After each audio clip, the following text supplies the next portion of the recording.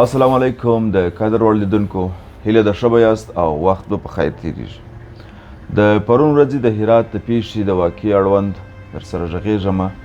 دا د هېواد دپاره زموږ دپاره یو ډېره ستره فاجعه ده، خو بدبختانه چې دا له لومړۍ فاجعه او نه هم وروستۍ ده. الله پاک په سورت نساء په 13 نمبر آیات کې فرمایي تاسې په خپله خپل ځانونه مه وژنئ، بېشکه چې الله تعالی پر تاسو ډېر مهربانه دی. نو زموږ د یوې ډېرې کوچنۍ غلطۍ د لاسه بالاخره موږ هم خپل ژوند د لاسه ورکړی او هم مو د نورو ژوند اخیستی. دا چې په تېره پیښه کې تقریبا زیاتو کم 80 تنو ژوند د لاسه ورکړی دی، دا څه کوچنۍ خبره نه ده.